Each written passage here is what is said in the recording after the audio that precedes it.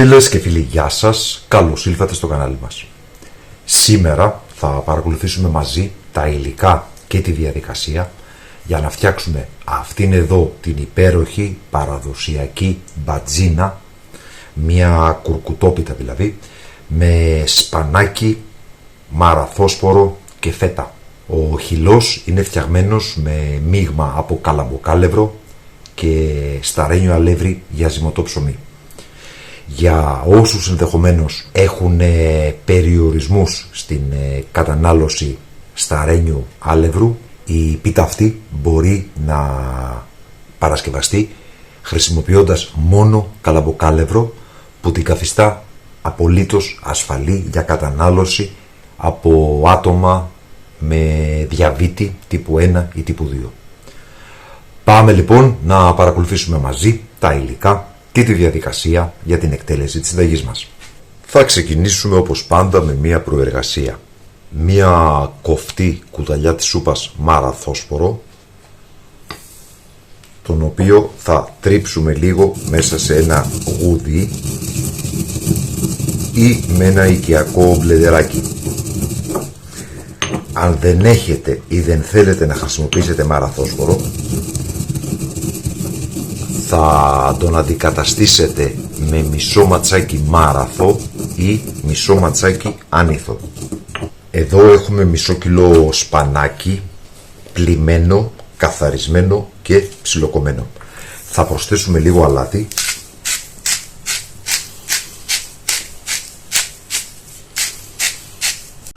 και θα τρίψουμε το σπανάκι μας με το χέρι, ώστε να υδρώσει, να αρχίσει να αποβάλει μέρος της υγρασίας που περιέχει.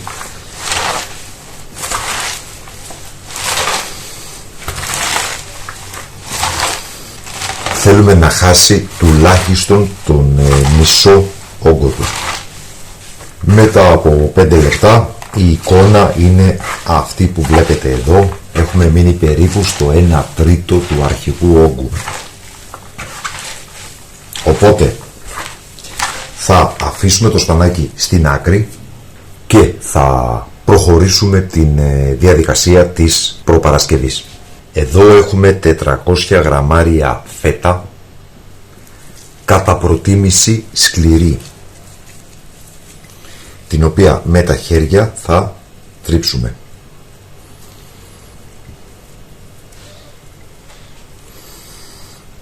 Εμείς χρησιμοποιούμε φέτα παρνασσού, εσείς θα χρησιμοποιήσετε όποια φέτα σας αρέσει.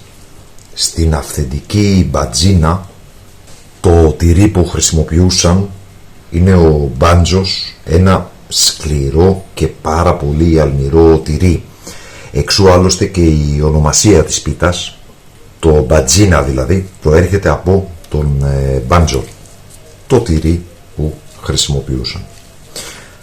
Στο σημείο αυτό θα θέλαμε να σας ευχαριστήσουμε που υποστηρίζετε το κανάλι με την εγγραφή σας, πατώντας το καμπανάκι για να λαμβάνετε τις ειδοποιήσεις, πατώντας like, πατώντας hype, κοινοποιώντας το σύνδεσμο του βίντεο στα μέσα κοινωνικής δικτύωσης και βέβαια με τα σχόλια που μας γράφετε, με τις ερωτήσεις, εντυπώσεις και απορίες σας, όπου ακόμα και ένα απλό emoji, μια φατσούλα, βοηθά πάρα πολύ στην προώθηση του περιεχομένου του καναλιού από τον αλγόριθμο του YouTube. Και εδώ έχουμε γύρω στα 20 φύλλα δυόσμου για να αρωματίσουμε την πίτα μας, τα οποία θα ψιλοκόψουμε. Αν δεν έχετε ή δεν θέλετε να χρησιμοποιήσετε φρέσκο δυόσμο, θα χρησιμοποιήσετε αποξηραμένο, μία περίπου κοφτή κουταλιά της σούπας. Έτοιμος και ο δυόσμος. Σε ένα βαθύ σκεύος, σε μια λεκανίτσα, θα βάλουμε 3 μεγάλα αυγά, προαιρετικό υλικό, ένα κουταλάκι του γλυκού baking powder. Στην αυθεντική μπατζίνα δεν χρησιμοποιούσαν baking powder, Κάποιες νοικοκυρές έβαζαν λίγη μαγειρική σόδα, κάποιες άλλες όχι. Αν θέλετε να γίνει λίγο αφράτη στο εσωτερικό, καλό είναι να χρησιμοποιήσουμε ένα κουταλάκι του γλυκού baking powder. Ένα πολύ κοφτό κουταλάκι του γλυκού αλάτι. Εξαρτάται από το πόσο αλμυρή είναι η φέτα σας. Φρεσκό τριμμένο πιπέρι, ένα κουταλάκι του γλυκού. Μπορείτε να βάλετε εννοείται και μαύρο πίπερο. Και θα προσθέσουμε ένα κεσεδάκι γιαούρτι, κατά προτίμηση γιαούρτι στην πύληνη συσκευασία. Και με ένα σύρμα, με έναν αυγοδάρτη που λέμε, ή με μια κουτάλα ή ακόμα και με τα χέρια θα ανακατέψουμε τα υλικά μας. Θα προσθέσουμε τον μαραθόσπορο, μια κουταλιά είπαμε μαραθόσπορο, και όπως σας είπα και νωρίτερα, αν δεν έχετε ή δεν θέλετε να χρησιμοποιήσετε μαραθόσπορο, μπορείτε να τον αντικαταστήσετε με μισό ματσάκι μάραθο ή μισό ματσάκι άνηθο. 20 περίπου φύλλα δυόσμου ψιλοκομμένα, 100 γραμμάρια ελαιόλαδο,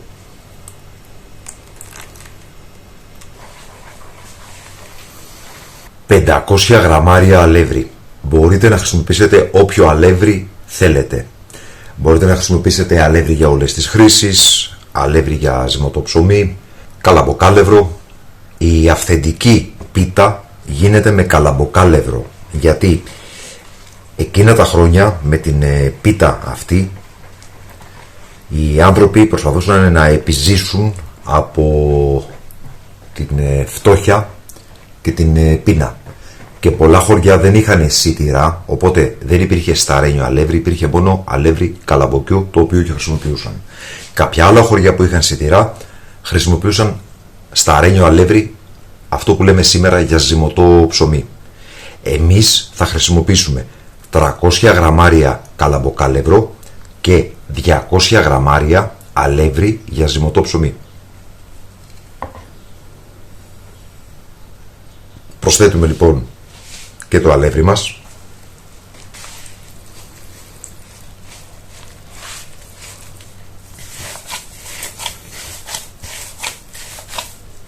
«100 γραμμάρια φρέσκο γάλα,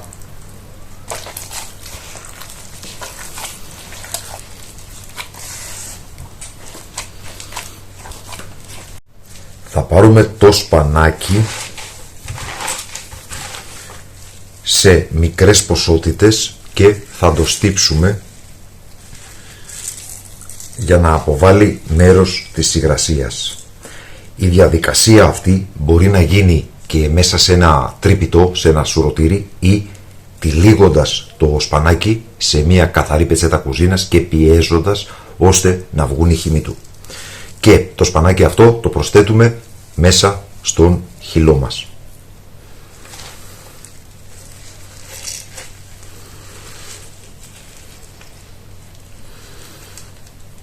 Στην πίτα αυτή μπορείτε επίσης να προσθέσετε φρέσκο κρεμμυδάκι. Στίβουμε λοιπόν πάρα πολύ καλά.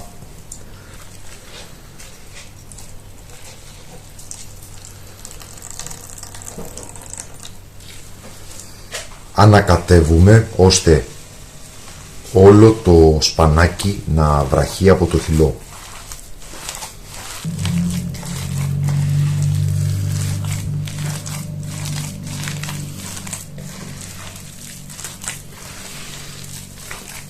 Και θα προσθέσουμε τα 3/4 της φέτας. Θυμίζω ότι εδώ έχουμε 400 γραμμάρια φέτα. Θα προσθέσουμε λοιπόν μέσα στο χυλό περίπου τα 300 γραμμάρια, τα 3/4. Ένα ανακάτεμα.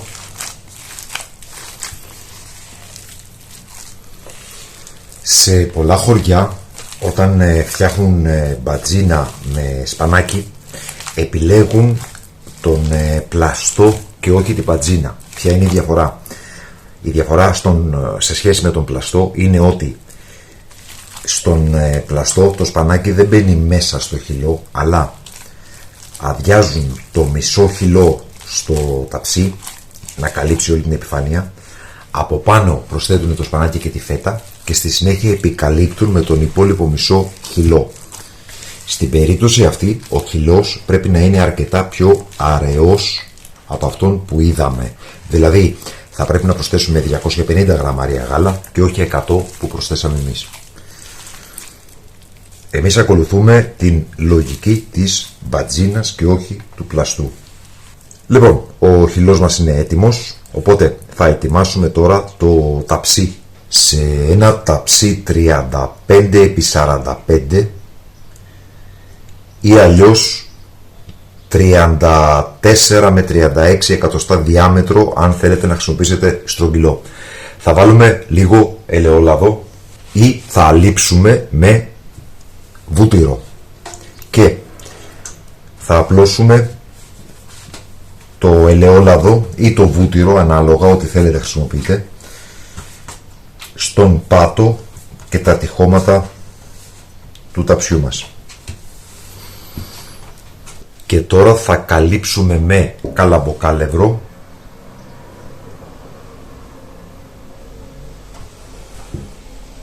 ή με σιμιγδάλι ψηλό, τα τυχώματα και τον πάτο του ταψιού μας. Πλούσια στρώση. Και θα αδειάσουμε το μείγμα μέσα στο ταψί. Και θα απλώσουμε το χυλό να πάει παντού. Καλό είναι η μπατζίνα σε πάχος να μην ξεπερνά το 1 εκατοστό. Αυτές οι πίτες είναι ωραίες να είναι λεπτές. Τώρα θα προσθέσουμε το υπόλοιπο 1 τρίτο της φέτας στην επιφάνεια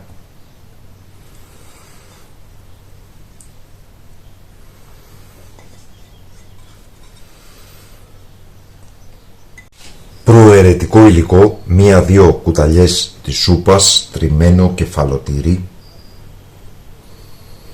1-2 κουταλιές της σούπας καλαμποκάλευρο για να κάνει ωραία κρούστα η πίτα,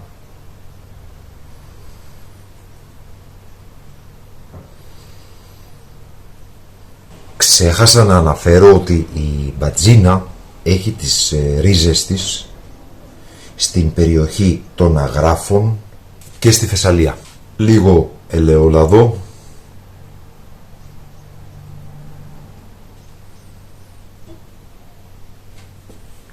και είμαστε έτοιμοι για το φούρνο. Θα ψήσουμε σε προθερμασμένο φούρνο στους 200 βαθμούς Κελσίου, κλασικός φούρνος, αντίσταση πάνω κάτω, για περίπου 50 λεπτά με 1 ώρα. Τις πίτες τις ψήνουμε πάντοτε σε κλασικό φούρνο, αντίσταση πάνω κάτω, στην τελευταία σχάρα της κουζίνας. Θα ξέρουμε ότι είναι έτοιμη όταν, βυθίζοντας μία οβοντογλυφίδα στο κέντρο της πίτας, αυτή βγαίνει στεγνή. Επίσης, σημαντική ένδειξη για το ότι η πίτα είναι καλά ψημένη είναι ότι αφού κρυώσει και την κόψουμε σε κομμάτια, τα κομμάτια βγαίνουν ακέραια και δεν είναι κολλημένα πάνω στο ταψί. Θα ψήσουμε λοιπόν για 55 λεπτά με 1 ώρα στους 200 βαθμούς Κελσίου, όπως σας είπα, και στη συνέχεια θα δούμε το τελικό αποτέλεσμα. Και μετά από 1 ώρα ψήσιμο η μπατζίνα μας είναι έτοιμη. Θα την κόψουμε. Μοσχομυρίζει από το σπανάκι, τον δυόσμο,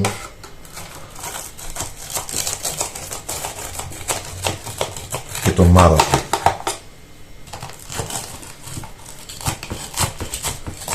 Καλό είναι να αφήσετε την πιτούλα να κρυώσει εντελώς πριν την κόψετε.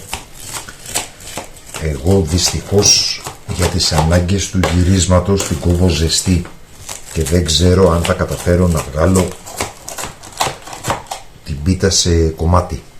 Πάμε λοιπόν να σερβίρουμε. Ναι, βγαίνει κομμάτι και έχει γίνει εξαιρετικά τραγανή από το καλαμποκάλευρο. Αυτή εδώ λοιπόν είναι η πίτα μας, παραδοσιακή μπατζίνα με καλαμποκάλευρο και σπανάκι. Αυτή ήταν λοιπόν η σημερινή μας συνταγή, ελπίζουμε να σας άρεσε. Σας ευχαριστούμε που μας παρακολουθήσατε, καλή συνέχεια, να είστε όλοι καλά.